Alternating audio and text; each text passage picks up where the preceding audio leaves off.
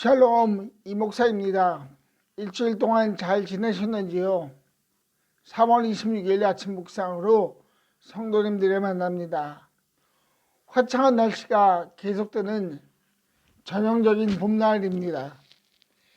햇볕을 마음껏 받으며 성도님들과 함께 교제하고 걷고 싶은데 상황이 그렇지 못해 아쉽습니다. 속히 야외 활동이 자유로워지는 시간이 왔으면 좋겠습니다. 사순절 기간도 이제 마지막을 향해 달려가고 있습니다. 다음 주에는 고난주간입니다.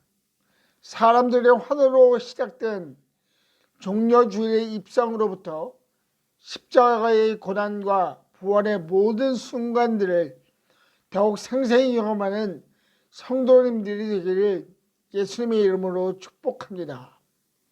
오늘은 예루살렘에 입성하신 예수님과 제자들의 대화를 중심으로 은혜를 나누고자 합니다. 마태복음 24장 1절에서 3절까지의 말씀입니다. 예수께서 성전에서 나와서 걸어가시는데 제자들이 다가와서 성전 건물을 그에게 가르쳐 보았다. 예수께서 그들에게 말씀하셨다. 너희는 이 모든 것을 보고 있지 않느냐? 내가 진정으로 너희에게 말한다. 여기에 돌 하나도 돌 위에 남아있지 않고 다 무너질 것이다. 예수께서 올리브산에 앉아 계실 때에 제자들이 따로 그에게 다가와서 말하였다. 이런 일들이 언제 일어나겠습니까? 선생님께서 다시 오시는 때와 세상 끝날에는 어떤 징조가 있겠습니까? 우리에게 말씀해 주십시오. 아멘. 제가 조금 전에 말씀드린 것 같이 예수님과 그의 제자들은 예루살렘에 있습니다. 오늘 본문 말씀에 대한 시기는 종려주일 입성 후 이틀이 지난 시간입니다. 예수님의 사역과 가르침에 대한 것이 마지막으로 치닫고 있는 시간에 기록된 것입니다. 1절 말씀은 예수님께서 성전에서 나오셨다라고 기록합니다. 많은 사람들이 성전에 계신 예수님을 보기 위해 알고 싶어서 그리고 위험에 빠뜨리려고 왔습니다. 예수님의 비유에 감탄하고 감동받았을 사람들도 있었을 것이고 당시의 종교 지도자들과 정치인들은 예수님을 시험하기 위해 왔습니다. 특별히 예수님께서는 종교 지도자들을 신랄하게 꾸짖으셨습니다. 그래서 그들로부터 미움을 받게 되었고요. 이러한 꾸짖음 뒤에 예수님께서는 제자들과 함께 성전을 나오십니다. 마가복음 13장은 이러한 상황을 더욱 자세하게 다음과 같이 기록합니다. 예수께서 성전을 떠나가실 때 제자들 가운데서 한 사람이 예수께 말하였다. 선생님 보십시오. 얼마나 굉장한 돌입니까? 얼마나 굉장한 건물입니까? 어느 제자가 이렇게 물어보았는지는 성경에 기록되어 있지 않습니다. 저희가 알 수 있는 것은 예수님의 제자가 헤롯 성전의 돌을 보고 감탄했다는 것입니다. 지난주 말씀에서 예수님께서 가이사랴 빌립보에 제자들을 데리고 가신 사건을 함께 보았습니다. 가이사랴 빌립보는 유대인들이 방문하기를 꺼려하는 것이고 그로 인해 많은 이방인들이 살았고 거대한 우상을 숭배하는 제단을 아주 쉽게 볼 수 있는 장소라고 말씀드렸습니다. 바로 그 장소에서 예수님께서 질문하십니다. 사람들이 나를 누구라 하느냐? 저자인 마태는 이러한 극적인 대비와 대조를 오늘 본문을 통해서도 말합니다. 그리고 그 대비와 대조를 통해서 하나님의 자녀들에게 던지는 명확한 메시지를 저희들은 발견할 수 있습니다. 예수님께서 방문하셨던 성전은 헤롯 성전입니다. 헤롯은 이두메 출신의 이방인입니다. 유대인이 아닙니다. 그런 그가 유대인들의 환심을 사기 위해 성전을 건축합니다. 정확하게 말하면 보수공사를 한 것입니다. 수룹바벨 성전의 기초 위에 계속해서 공사를 합니다.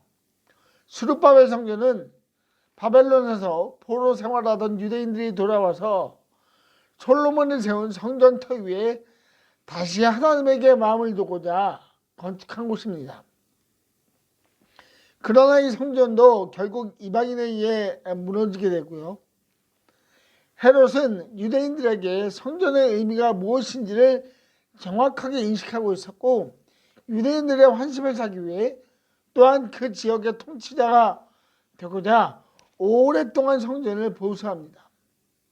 역사적 기록에 의하면 기원전 20년부터 시작하여 주후 63년까지 계속해서 공사가 진행되었다고 합니다. 약 80년이 넘는 세월이 걸렸습니다. 헤롯이 얼마나 이 성전에 힘을 쏟았는가는 예수님의 제자의 그 감탄에서도 알 수 있습니다. 선생님 보십시오. 얼마나 굉장한 돌입니까? 얼마나 굉장한 건물들입니까?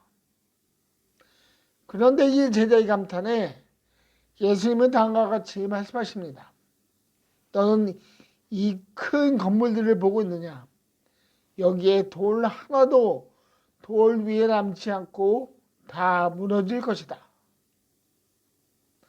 너가 보는 이 화려한 성전 건물이 무너진다고 말씀하십니다.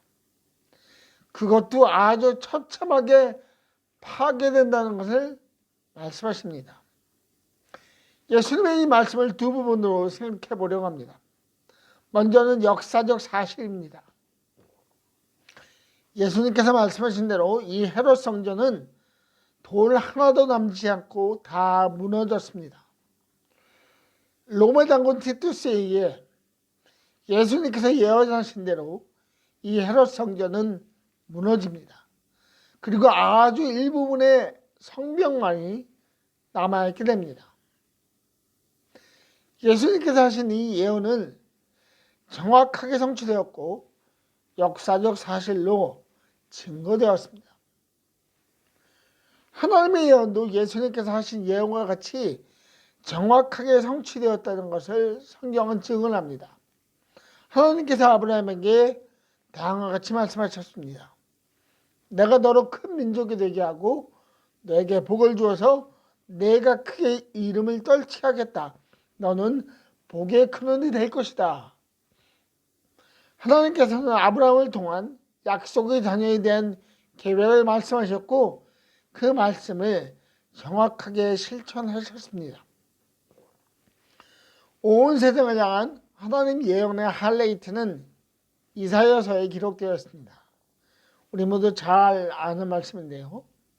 우리는 모두 양처럼 길을 잃고 각기 제 갈 길로 흩어졌으나 주님께서 우리 모두의 죄악을 그에게 지우셨다. 아멘.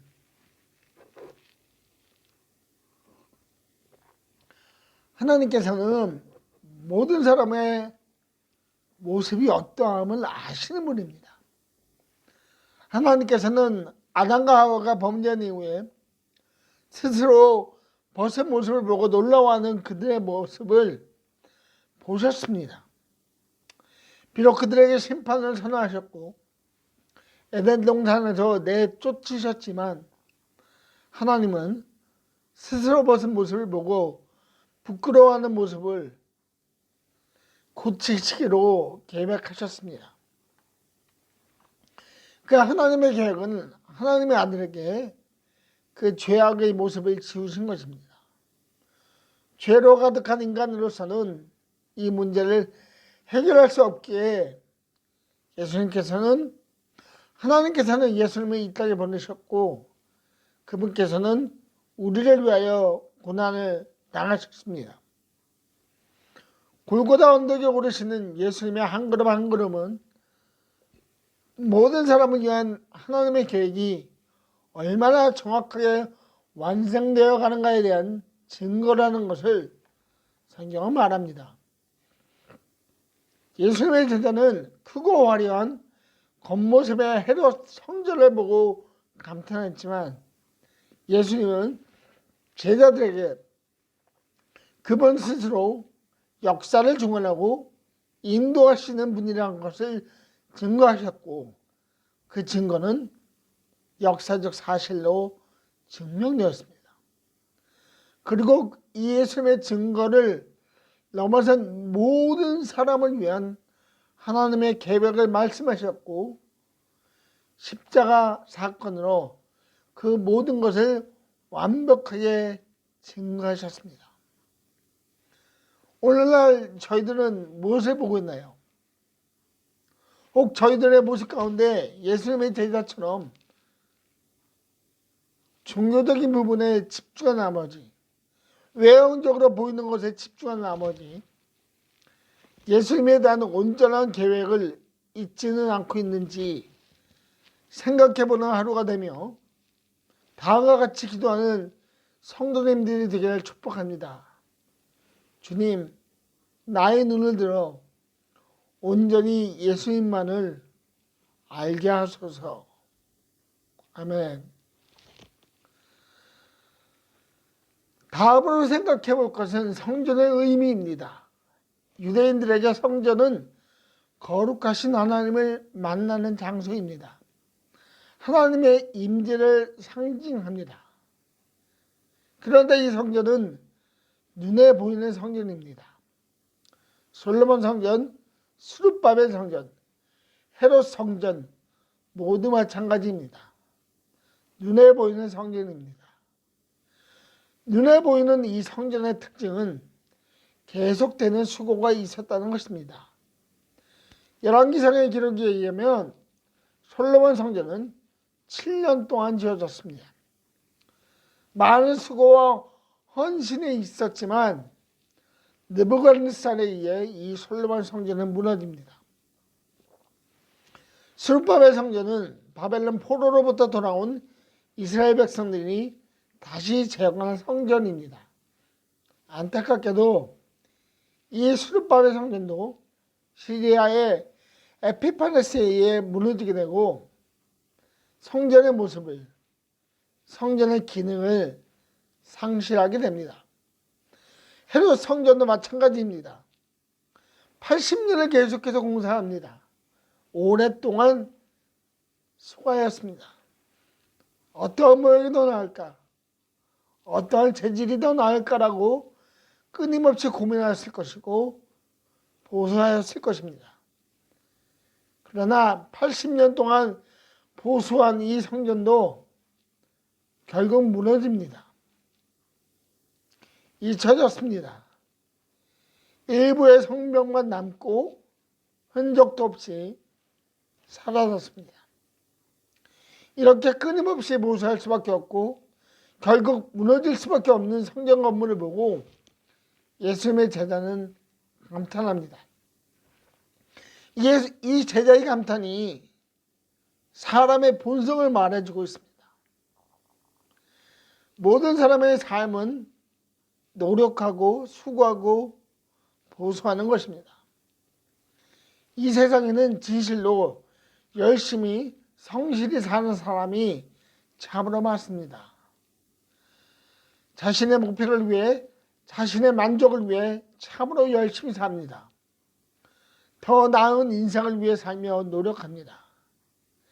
그러나 이런 훌륭한 분들의 삶도 솔로몬, 스룹바벨, 헤롯의 성전과 공통점이 있습니다. 결국 무너진다는 것입니다. 그 무너짐은 인생을 사는 동안 반드시 닥쳐오는 인생의 파도라고도 볼 수 있고 인생의 마지막은 죽음이라고도 이해할 수 있습니다.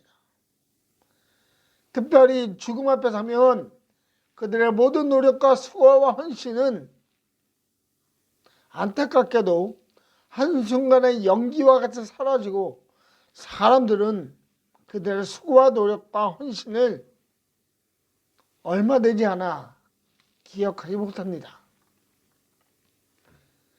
예수님께서 성전의 화려함을 보고 감탄하는 제자에게 말씀하시고 그 성전 곧 헤롯 성전은 반드시 무너진다고 말씀하셨습니다. 이는 곧 예수님께서 새로 세우실 성전, 즉 하늘의 성전에 대한 것을 제자들에게 말씀하신 것입니다.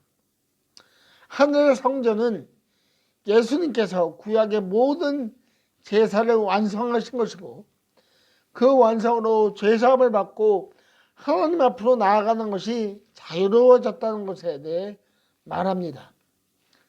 히브리서 10장 10절은 다음과 같이 기록합니다. 이 뜻을 따라 예수 그리스도께서 자기 몸을 단번에 들이심으로써 우리는 거룩하게 되었습니다. 아멘. 예수님께서 십자가에 달리신 것은 당시 종교 지도자들과 정치 지도자들의 모험으로 일어난 일이 아닙니다. 더더욱 예수님께서 죄가 있으셔서 십자가에 달리신 것도 아닙니다. 비록 예수님을 십자가에 못 박으라고 외친 사람들은 그렇게 생각했을지 몰라도 예수님의 고난의 십자가는 우리를 거룩하게 하기 위한 하나님의 계획입니다. 우리를 거룩하게 한다는 것은 죄로 인하여 단절된 하나님과의 관계가 예수님께서 자기 몸을 단번에 들이심으로, 다시 말하면 십자가에 달려 죽으심으로 그가 십자가에서 흘리는 보혈로 다시 회복되었다는 것을 말합니다. 이것이 바로 은혜입니다. 사람들의 수고와 노력으로 이루어진 것이 아니라 하나님 아들의 죽으심으로 이 모든 일이 완성되었다는 것입니다. 더 이상의 수고와 노력으로 하나님을 찾는 일이 아무 소용이 없어졌다는 것을 의미합니다. 그리고 예수님은 이 모든 일을 한 번에 하셨습니다. 히브리서 본문으로 돌아가면 이렇게 기록됩니다. 자기 몸을 단번에 드림으로써. 단번에 라는 말에 주목하십시오. 여러 번이 아닙니다. 구약의 제사는 해마다 계속해서 드릴 수밖에 없었지만 예수님께서는 자신의 몸을 단번에 드림으로써 모든 것을 완성하셨습니다. 예수님의 수제자인 베드로가 이를 다음과 같이 증거합니다. 그리스도께서도 죄를 사하시려고 단 한 번 죽으셨습니다. 예수님의 죽으심은 완성을 말합니다. 인간의 수고와 노력으로 완성되는 의, 즉 거룩하신 하나님을 알게 되는 것이 아니라 하나님의 아들이신 예수님께서 우리를 위하여 죽으심으로 모든 죄가 용서받았고 그 은혜로 하나님 앞으로 나아갈 수 있게 되었다는 것입니다. 성경은 하나님의 계획에 대한 계시입니다. 하나님의 계획은 죄로 물든 사람들을 구하기 위하여 그의 아들을 보내신 것입니다. 그리고 그 아들은 십자가에서 죽으심으로 이 세상의 모든 수고와 노력과 헌신을 완성하셨습니다. 그 완성으로 모든 사람은 하나님 앞으로 나아갈 수 있게 되었고 진정한 자유를 얻게 되었습니다. 하나님의 계획을 완성하기 위해 십자가를 지신 예수님을 기억하며 하나님의 은혜로 이루어진 소중한 자유로 감사하는 하루가 되는 미랄교회 성도님들 되시기를 예수님의 이름으로 축복합니다. 기도합니다. 하나님 아버지 감사합니다. 우리의 노력과 수고가 아니라 예수님께서 그리스도께서 단 한 번 죽으심으로 이 일이 완성되게 하여 주시니 감사합니다. 그리하여 온전히 하나님의 뜻을 알고 하나님을 알게 되었고 하나님과 대화하며 소통할 수 있는 길을 열어주신 주님의 은혜에 감사합니다. 아버지 하나님, 우리를 위해 수고하고 또 고통당하시고 십자가를 지신 그 예수님을 오늘 하루 더욱더 깊게 묵상하며 예수님으로 인하여 우리가 얻은 그 자유로 인하여 감사하는 하루 될 수 있도록 주님 축복하여 주십시오. 감사합니다. 예수님 이름으로 감사하며 기도합니다. 아멘.